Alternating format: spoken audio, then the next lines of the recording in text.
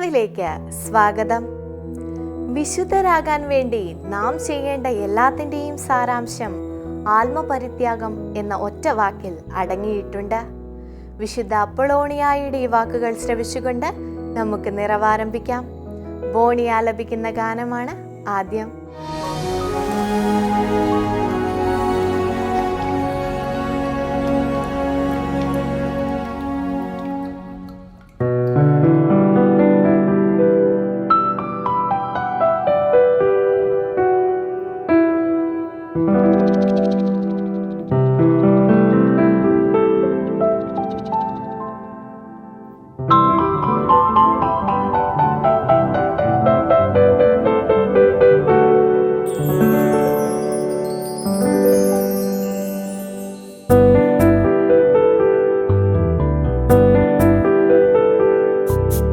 നാഥ, ഹൃദയത്തിൻ തന്ത്രികളിൽ ഉണർത്തേണമേ നിൻ മധുരഗീതം.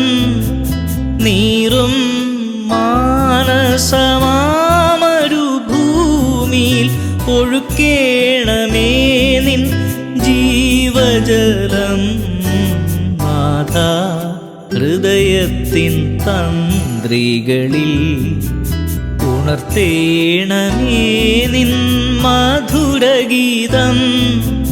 നീറും മാനസമാമരുഭൂമിയിൽ ഒഴുക്കേണമേ നിൻ ജീവജലം.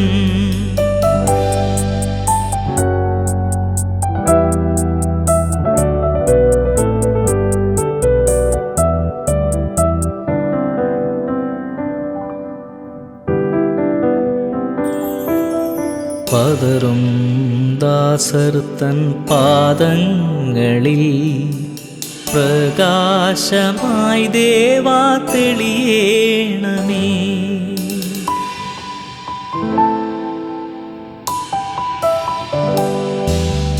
പതറും ദാസർ തൻ പാദങ്ങളിൽ പ്രകാശമായി ദേവാ തെളിയേണമേ. തമസിൻ താഴ്വര തന്നിലിന്ന്, തമസിൻ താഴ്വര തന്നിലിന്ന് വഴിവിളക്കായി നീ പ്രഭ ചൊരിയൂ, പ്രഭ ചൊരിയൂ. നാഥ, ഹൃദയത്തിൻ തന്ത്രികളിൽ ഉണർത്തേണമേ നിൻ മധുരഗീതം. നീറും മാനസമാമരുഭൂമിയിൽ ഒഴുക്കേണമേ നിൻ ജീവജലം.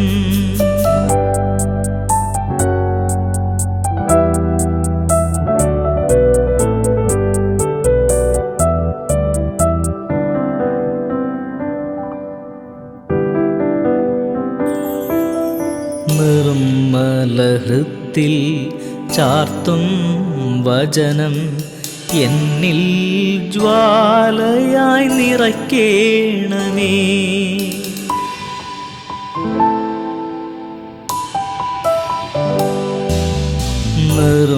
നിർമ്മലഹൃത്തിൽ ചാർത്തും വചനം എന്നിൽ ജ്വാലയായി നിറയ്ക്കേണമേ. എളിയോർ കരുളും ദിവ്യ സംഗീതം, എളിയോർ കരുളും ദിവ്യ സംഗീതം പുതുമലരായെന്നിൽ വിടരേണമേ, വിടരേണമേ. നാഥ, ഹൃദയത്തിൻ തന്ത്രികളിൽ ഉണർത്തേണമേ നിൻ മധുരഗീതം.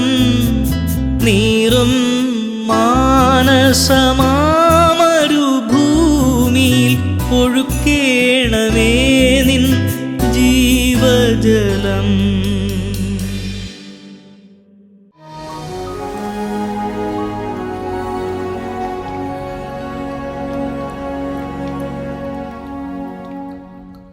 പരാജയത്തിൽ മടുപ്പ് തോന്നാതെ വിജയിക്കാനുള്ള ആർജവമുണ്ടായാൽ എന്ത് സംഭവിക്കും എന്നാണ് അനു എലിസബത്ത് ടീച്ചർ ഇന്ന് നമ്മോട് സംസാരിക്കുന്നത്. കാണാം തോട്ട്സ് ഫോർ ലൈഫ്.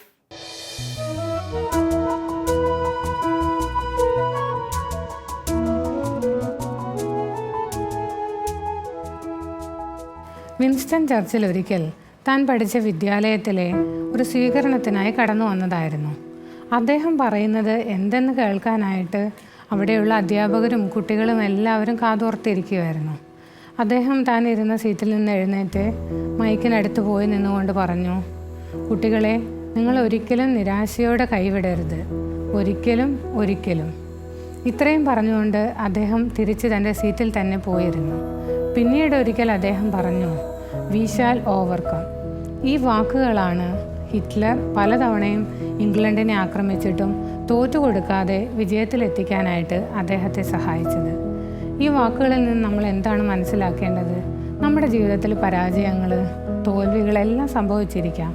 പക്ഷേ നമ്മൾ അവിടെ താളടിയായി പോവാതെ അതിനെ അടുത്തുള്ള ഒരു വിജയത്തിൻ്റെ മുന്നോടിയായിട്ട് കണ്ടുകൊണ്ട് അതിലേക്ക് നമ്മുടെ വഴി തിരിക്കാനായിട്ട് നമുക്ക് സാധിക്കണം. ഒരിക്കലെ ഫ്ലോറൻസിലെ ഒരു യുവ മാർബിൾ കൊത്തി ശില്പങ്ങൾ ഉണ്ടാക്കുന്ന ഒരു പ്രതിഭ അദ്ദേഹത്തിൻ്റെ സുഹൃത്ത് വലിയൊരു കരിങ്കല്ല് അയച്ചു കൊടുത്തു. വളരെ വിലപിടിപ്പുള്ളൊരു കല്ല്. അദ്ദേഹത്തിന് അത് കിട്ടിയപ്പോൾ വളരെയധികം സന്തോഷമായി.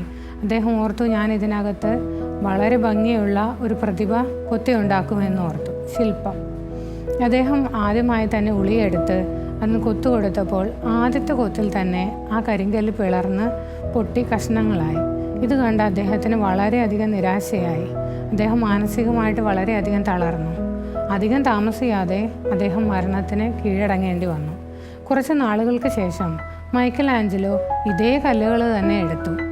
അദ്ദേഹം അത് നോക്കിയപ്പോൾ ഇതിനകത്തൊരു ശില്പത്തെ കാണുന്നെന്നും പറഞ്ഞ് അദ്ദേഹം വളരെ മനോഹരമായിട്ട് ബാലനായ ദാവീദിൻ്റെ ചിത്രം അതിനകത്ത് ഒരു ശില്പമായി കൊത്തിയെടുത്തു.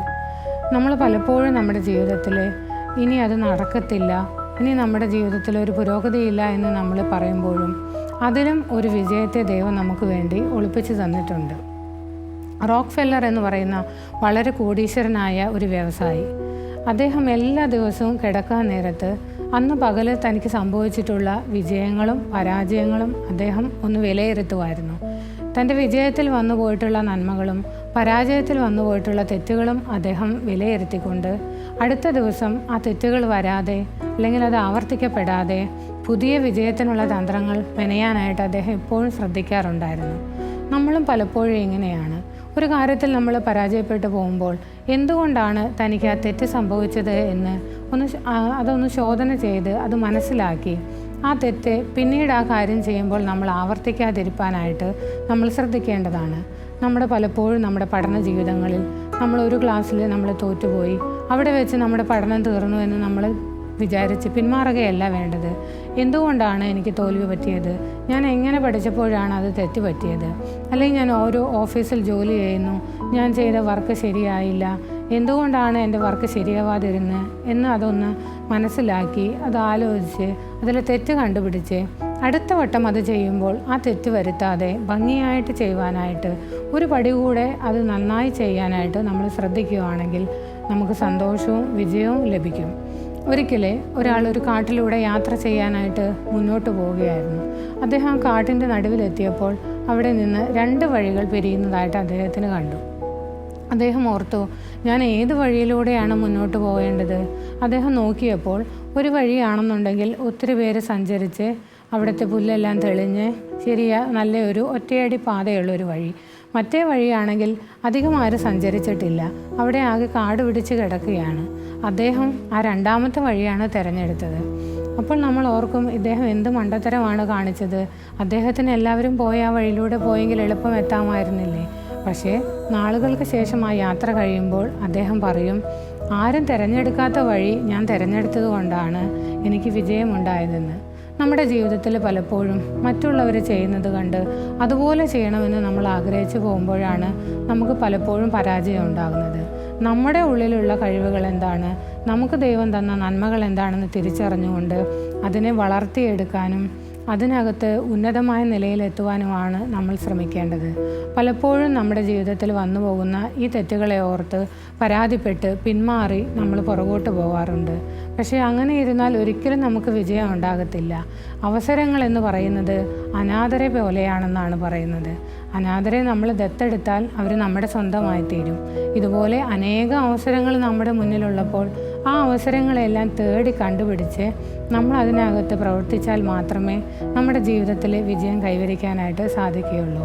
ഒരിക്കൽ ഒരു രാജാവ് യുദ്ധത്തിൽ തോറ്റ് ശത്രു സൈന്യത്തിൽ നിന്ന് രക്ഷ നേടുന്നതിനായിട്ട് അദ്ദേഹം ഓടിപ്പോയി ഒരു ഗുഹയ്ക്കകത്ത് ഒളിച്ചിരുന്നു. അദ്ദേഹം അവിടെ ഇരുന്ന് രാത്രിയായി അടുത്ത ദിവസമായി അദ്ദേഹം ഓർത്തു, ഞാനിനി എങ്ങനെയാണ് രക്ഷപ്പെടുന്നത്? ഞാൻ ഇത്രയും വട്ടം യുദ്ധം ചെയ്തിട്ട് എപ്പോഴും എനിക്ക് തോൽവി മാത്രമാണല്ലോ സംഭവിക്കുന്നത്. അങ്ങനെ ഇരിക്കുമ്പോഴാണ് അദ്ദേഹം അവിടെയുള്ള ഒരു ചിലന്തിയെ ശ്രദ്ധിച്ചത്. ആ ചിലന്തി വല കെട്ടുകയായിരുന്നു. ആ ചിലന്തി ഓരോ വട്ടവും വല കെട്ടുമ്പോഴും എന്തെങ്കിലും ഒരു അബദ്ധം സംഭവിച്ച് അത് പൊട്ടിപ്പോകുന്നുണ്ടായിരുന്നു. ഓരോ വട്ടം ചിലന്തി അത് ചെയ്ത് അത് തെറ്റുപറ്റി അത് പൊട്ടിപ്പോകുമ്പോൾ ചിലന്തി അത് മനസ്സിലാക്കി അടുത്ത വട്ടം അങ്ങനെ സംഭവിക്കാതിരിക്കാനായിട്ട് നല്ല രീതിയിൽ അത് ഉറപ്പുള്ളതാക്കി തീർക്കാനായിട്ട് ഓരോ വട്ടവും തൻ്റെ തെറ്റുകൾ തിരുത്തി മനസ്സിലാക്കിയിട്ടാണ് ആ ചിലന്തി അവിടെ വല കെട്ടിക്കൊണ്ടിരുന്നത്. ഇത് കണ്ട രാജാവ് ഓർത്തു, തനിക്കും ഇത്രയും വട്ടം പരാജയം സംഭവിച്ചത് എന്തുകൊണ്ടാണ്? തന്നിലെ പരാജയത്തിനുള്ള കാരണങ്ങൾ എന്താണ്? ഓരോ വട്ടവും താൻ പരാജയപ്പെട്ടതിൻ്റെ കാരണങ്ങൾ അദ്ദേഹം അവിടെ ഇരുന്ന് ആലോചിച്ചു. അതിൽ ഓരോ വട്ടവും വന്നു പോയിട്ടുള്ള കുറവുകളും പരാജയങ്ങളും തെറ്റുകളും അദ്ദേഹം തിരിച്ചറിഞ്ഞു. അദ്ദേഹത്തിന് മനസ്സിലായി ഇന്ന കാരണങ്ങൾ കൊണ്ടാണ് ഞാൻ തോറ്റുപോയതെന്നുള്ളത്. അദ്ദേഹം ആ തെറ്റുകളെ മനസ്സിലാക്കി അത് തിരുത്തുന്നതിനുള്ള വഴികൾ ആലോചിച്ച് വീണ്ടും ഒരു വട്ടം കൂടെ ശത്രു സൈന്യവുമായിട്ട് യുദ്ധത്തിനൊരുങ്ങി. എന്നാൽ ആ യുദ്ധത്തിൽ അദ്ദേഹം വിജയിക്കുകയാണ് ചെയ്തത്. പലപ്പോഴും നമുക്ക് പറ്റുന്നത് ഇതാണ്. പലതവണ നമ്മൾ ഒരു കാര്യത്തിന് വേണ്ടി നിന്നു അത് ശരിയായില്ല എന്ന് പറഞ്ഞ് നമ്മൾ പിന്മാറിപ്പോകും. പക്ഷേ എന്തുകൊണ്ടാണ് എന്നുള്ളത് തിരിച്ചറിയാനാണ് നമ്മൾ മറന്നു പോകുന്നത്. പലപ്പോഴും നമ്മുടെ വീടുകളിലാവുമ്പോൾ പ്രശ്നങ്ങളുണ്ടാകുമ്പോൾ പ്രതിസന്ധികളുണ്ടാകുമ്പോൾ നമ്മൾ പ്രാർത്ഥിക്കാറുണ്ട്. എന്നാൽ ചില സമയത്ത് കുറച്ച് ദിവസം പ്രാർത്ഥിച്ചു കഴിയുമ്പോൾ ആ വിഷയം നമ്മളങ്ങ് വിടും. പിന്നെ ആ വിഷയത്തിന് വേണ്ടിയിട്ട് നമ്മൾ പ്രാർത്ഥിക്കാറില്ല. പക്ഷേ ബൈബിളിൽ പറയുന്നു, മടുത്തു പോവാതെ പ്രാർത്ഥിക്കുക, നിനക്ക് ഉത്തരം ലഭിക്കും എന്നുള്ളത്. നമുക്കൊരു വിജയം നേടുന്നതിന് വേണ്ടി, നമുക്കൊരു കാര്യം കിട്ടുന്നതിന് വേണ്ടി അധ്വാനിപ്പാനും പ്രാർത്ഥിപ്പാനും നമുക്ക് ഇടയാകണം. മടുത്തു പോവാതെ നമ്മളൊരു കാര്യം ചെയ്യുമ്പോൾ തീർച്ചയായും നമ്മൾ അതിനകത്ത് വിജയം കണ്ടെത്തും. അതിനെ സർവേശ്വരൻ എല്ലാവരെയും സഹായിക്കട്ടെ.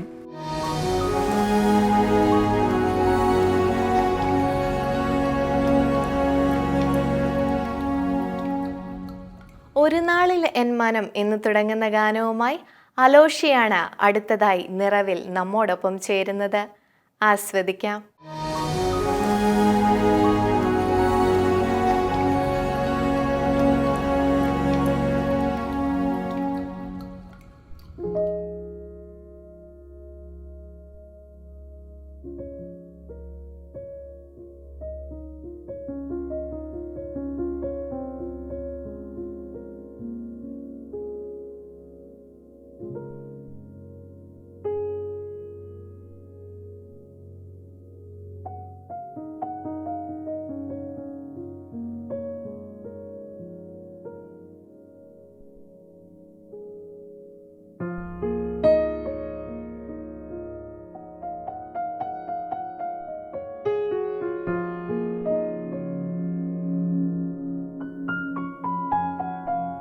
ഒരു നാളിലിൻ മനം തേങ്ങി അപരാധ ബോധമോടെ അനുതാപമെന്നിൽ നിറഞ്ഞു എന്നീശോ അണഞ്ഞു ചാരേ. തവ സ്നേഹധാരയാൽ തഴുകാം കരുണാർദ്ര സ്പർശമേകി മൃതനായിരുന്ന എന്നെ നവസൃഷ്ടിയാക്കി നാഥൻ. ഒരു നാളിലെൻ മനം തേങ്ങി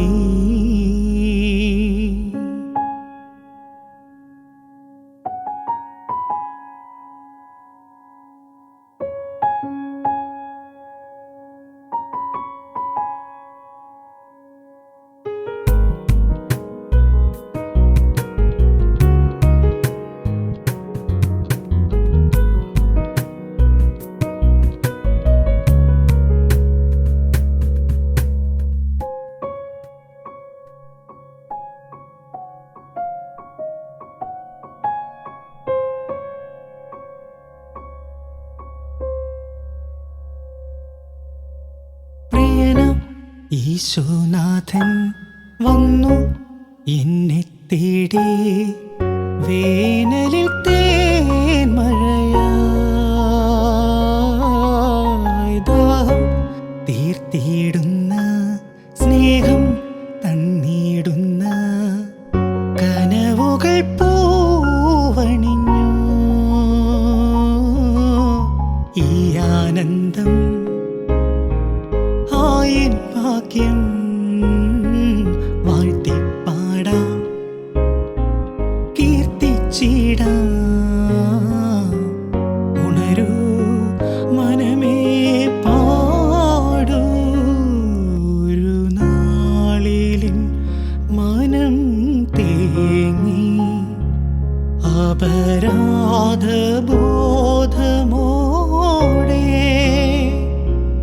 അനുതാപമിന്നിൽ നിറഞ്ഞു. ഈശോ അണഞ്ഞു ചാരേ.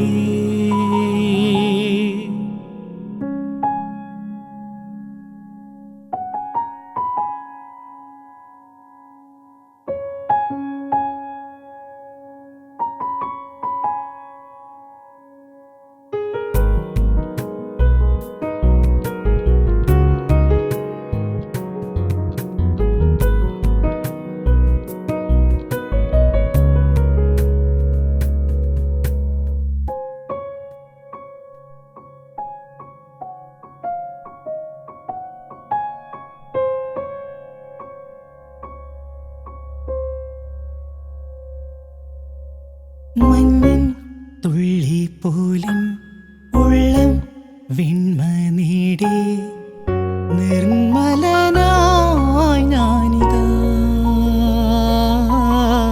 സാക്ഷ്യം എങ്ങും നൽകാം, ലോകം രക്ഷ നേടാം, ശാന്തിതൻ ദൂതനാകാം, സ്നേഹിച്ചിടാം, നിന്നാമത്തെ സേവിച്ചിടും, നിന്നെ മാത്രം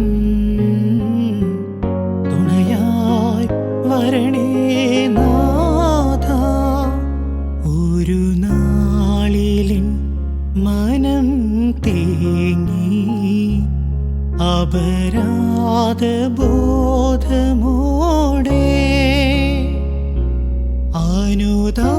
അനുതാപമിന്നിൽ നിറഞ്ഞു.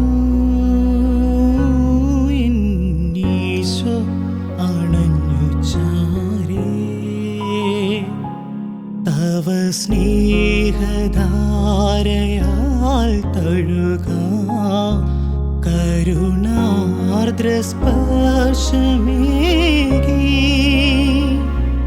മൃതനായിരുന്ന എന്നെ നവസൃഷ്ടിയാക്കി നാഥൻ. ഒരു നാളിലെൻ മനം തേങ്ങി.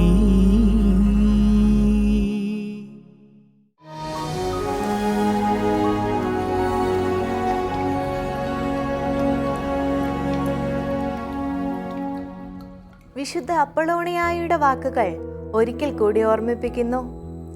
വിശുദ്ധരാകാൻ വേണ്ടി നാം ചെയ്യേണ്ട എല്ലാത്തിൻ്റെയും സാരാംശം ആത്മപരിത്യാഗം എന്ന ഒറ്റ വാക്കിൽ അടങ്ങിയിട്ടുണ്ട്. ഇന്നത്തെ നിറവ് ഇവിടെ അവസാനിക്കുന്നു. അഭിപ്രായങ്ങൾ അറിയിക്കുമല്ലോ. അടുത്ത ദിവസം വീണ്ടും കാണുന്നത് വരെ പരസ്പരം പ്രാർത്ഥനയിൽ ഓർക്കാം. ഈശോ മിശിഹായ്ക്ക് സ്തുതിയായിരിക്കട്ടെ. ഒരു നാളിലിൻ മനം തേങ്ങി അപരാധബോധമോടെ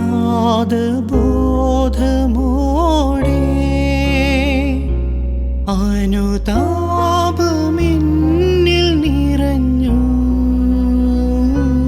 ഈശോ അണഞ്ഞു ചാരേ. തവ സ്നേഹധാരയാൽ തഴുകാം, കരുണാർദ്രസ്പർശമേകി